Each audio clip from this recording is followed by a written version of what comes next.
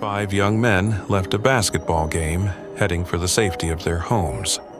It was a simple, familiar drive. It should have taken an hour. Instead, their car was found 70 miles in the exact opposite direction, high up on a freezing, treacherous mountain road. There was no struggle, no blood, just an empty vehicle and an endless expanse of deadly, freezing woods. What drove them into the dark? To understand the mystery, you have to understand the men.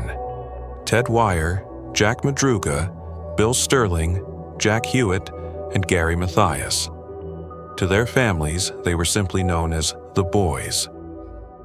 Ranging in age from 24 to 32, they all shared a bond.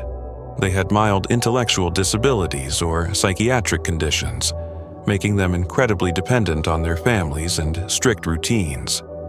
They weren't the type to seek adventure. They weren't risk takers. If they were even a few minutes late for dinner, they would call home. But on that Friday night, they never called. After winning their basketball game in Chico, they stopped at a local market. They bought snacks, Hostess pies, candy bars, and sodas, a celebratory feast for the ride home. But they didn't go south towards Yuba City. For reasons that defy all logic, Jack Madruga steered his prized 1969 Mercury Montego east, up a winding, unpaved logging road into the Sierra Nevada mountains. The elevation climbed, the temperature dropped. At some point, the car stopped, and 5 men wearing only light jackets stepped out into a brutal, pitch-black blizzard. Days later, police discovered the Montego abandoned at the snowline. What they found inside only deepened the nightmare. The car wasn't stuck. 5 grown men could have easily pushed it out. The gas tank was a quarter full. The engine worked perfectly. Even more chilling, the keys were left in the ignition. They had a shelter. They had a heater. But instead of staying inside the car to survive the night, they abandoned it. Why? Were they chasing something, or was something chasing them? Months passed. The deep snow finally thawed in June. 19 miles from the abandoned car, a Forestry Service trailer was found deep in the woods. Inside was the emaciated body of Ted Weiher. He was wrapped in 8 blankets. He had lost over half his body weight, slowly starving and freezing to death over the course of 8 to 13 weeks. But here's the detail that keeps investigators awake at night. The trailer was stocked with enough dry food and military rations to feed all 5 men for a year. Dozens of cans were opened with an Army P-38 can opener, a tool only Gary Mathias knew how to use.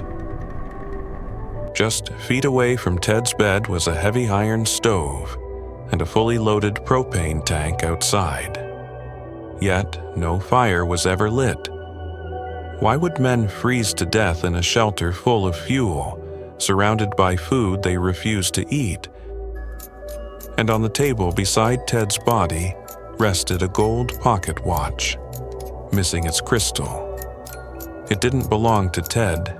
It didn't belong to any of the boys. To this day, no one knows who left it there. Only one man claimed to have seen them that night: Joe Shones.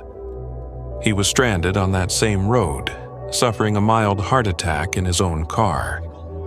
Through the agonizing pain, Shones reported seeing headlights.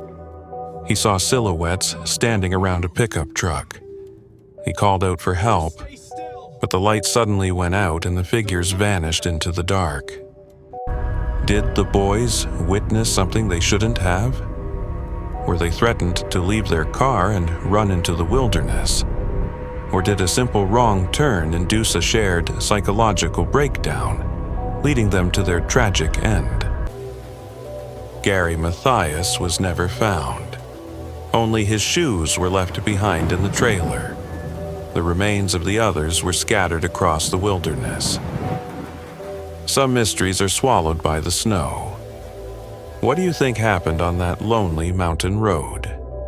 Let me know in the comments below, and don't forget to subscribe to the Chronicles of the Erased.